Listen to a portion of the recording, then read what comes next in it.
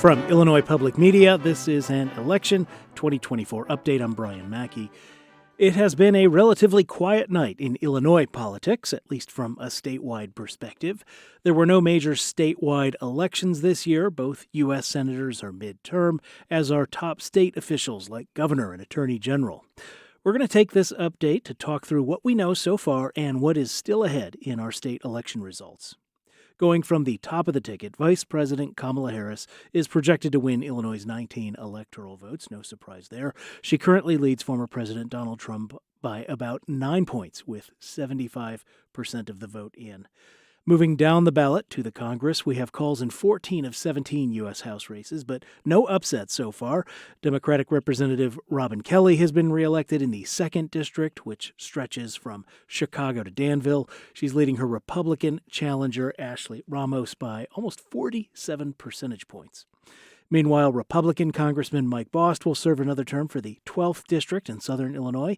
As we talked about in our last update, that also was not a close race. Bost is leading his Democratic challenger, Brian Roberts, by about 50 points. Republican Representatives Mary Miller and Darren LaHood were uncontested in their re-election bids in the 15th and 16th districts.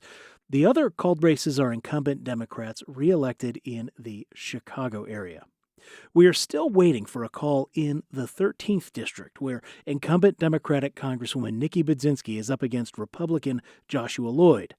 Budzinski had a massive fundraising advantage, and the district was drawn to elect Democrats. But as we go to air, the major population center of Champaign County has so far reported 0 results. And that's on top of a technical problem in the morning that significantly slowed voting for at least a couple hours. I should also mention, if you are looking at the Associated Press election results, which many news outlets embed on their own websites, for this district, the 13th District, there seems to be some sort of additional glitch or misreporting that is wildly overstating Republican candidate Lloyd's totals in St. Clair County. Bottom line, the watchword in the 13th District is patience. Then there is the 17th District, predicted to be the most competitive in the state. That is, in northern Illinois, it goes from Rockford to the Quad Cities down through Macomb and eventually to Peoria and Bloomington-Normal.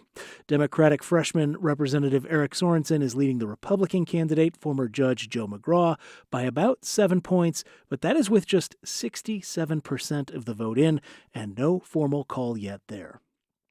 Further down the ballot, and based on unofficial results again, it seems likely Democrats will retain their current supermajority in the state Senate. And while we are still waiting on some returns in the House, the Illinois House, the supermajority looks like it will hold there too, although Democrats and Republicans were both hoping to flip some seats. But as we go to air, nothing confirmed there yet. And then there are the 3 statewide advisory referenda. Illinois voters overwhelmingly backed the question, asking whether the state should make candidates for public office subject to criminal penalties, or I should say civil penalties, if they attempt to interfere with officials administering an election. The Associated Press has called that question. It has 89% approval, with 2/3 of the state's votes counted. We're still waiting for calls on the other questions about whether insurance should be required to cover in vitro fertilization and other related treatments, and whether the state should pursue a tax on incomes over $1 million in order to reduce property taxes.